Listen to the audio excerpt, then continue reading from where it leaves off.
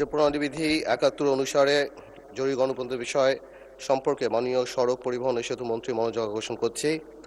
মাননীয় স্পিকার, আমার নির্বাচনী এলাকা ভোলা ১ উপজেলা ১৩টি এবং একটি পৌরসভা নিয়ে গঠিত। ভোলা জেলা সর্বমোট ২০ লক্ষাধিক জনসংখ্যার একটি বৃহৎ জনপদ, যা প্রাকৃতিক সম্পদ সমৃদ্ধ হওয়া সত্ত্বেও উন্নত সড়ক যোগাযোগ ব্যবস্থার অভাবে আজও দেশের মূল ভূখণ্ড থেকে কার্যত বিচ্ছিন্ন। বাংলাদেশের একমাত্র জেলা হিসেবে ভোলায় এখনও সরাসরি সড়ক যোগাযোগ ব্যবস্থা গড়ে ওঠেনি। ফলে এই অঞ্চলের জনগণকে বিভাগীয় শহর বরিশাল এবং রাজধানী ঢাকায় যাতায়াতের জন্য সম্পূর্ণভাবে নৌপথের উপর নির্ভর করতে হয়। বছরের দীর্ঘ একটি সময়, বিশেষ করে কালবৈশাখী বর্ষা মৌসুমে অত্যন্ত ঝুঁকিপূর্ণ হয়ে ওঠে এই নৌপথ। এতে করে জরুরি চিকিৎসা সেবা ব্যাহত হয় এবং অনেক ক্ষেত্রে রোগীদের প্রাণহানির মতো ঘটনা ঘটে। অপরদিকে পণ্য পরিবহনে অতিরিক্ত সময় ব্যয় বৃদ্ধির ফলে এই অঞ্চলের কৃষক ও ব্যবসায়ীরা মারাত্মকভাবে ক্ষতিগ্রস্ত হন। ভোলার বিপুল প্রাকৃতিক গ্যাস, কৃষিজ উৎপাদন ও সামুদ্রিক সম্পদ জাতীয় অর্থনীতিতে পূর্ণাঙ্গভাবে কাজে লাগানোর জন্য উন্নত সড়ক যোগাযোগ অত্যন্ত জরুরি।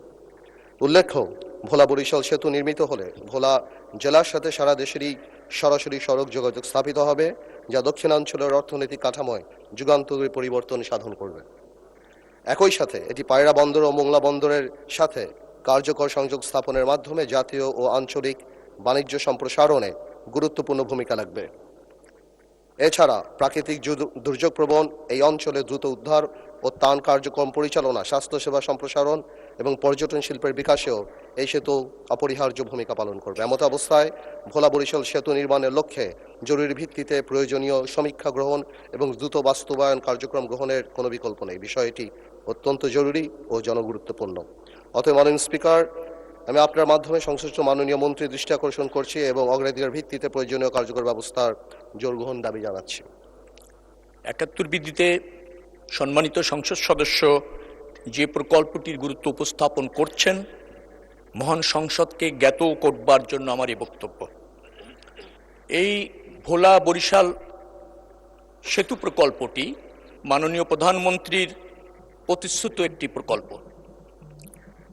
৪ ফেব্রুয়ারি ২০২৬ বরিশাল জনসভায় তিনি এই প্রকল্পটি প্রতিশ্রুতি দেন। ইতিমধ্যে এই প্রকল্পটি ২০২২ থেকে ২০২৪ দুই বছরে সম্ভাব্যতা সমীক্ষা পরিচালনা শেষ হয়েছে। আপনার সমীক্ষা শেষে ১০.৮৭৬ কিলোমিটার দৈর্ঘ্য, ৪ লেন বিশিষ্ট এই সেতুটির ১৭,৪৬৬ কোটি টাকার প্রাক্কলন নির্ধারণ করা হয়েছে। এর সাথে রয়েছে ৫.৫ কিলোমিটারের মতো আপনার সংযোগ সড়ক, ১৮ কিলোমিটারের মতো তীর রক্ষা। এই প্রকল্পটি অর্থনৈতিকভাবে বেশ গ্রহণযোগ্য, কারণ এটার বেনিফিট কস্ট রেশিও 1.29, বেশ সন্তোষজনক।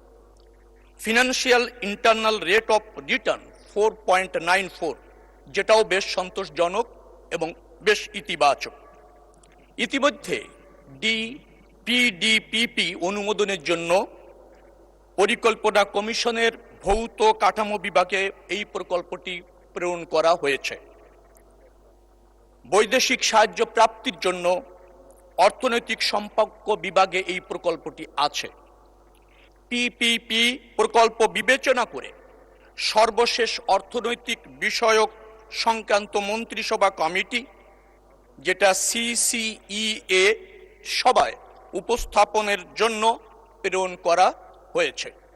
আশা করছি এই প্রক্রিয়াগুলি সম্পন্ন করে আমরা আগামী ২০২৬-২৭ যে অর্থ বছর আছে, সেখানেও এডিপির অননুমোদিত প্রকল্প হিসাবে অন্তর্ভুক্ত করা রাখা হয়েছে।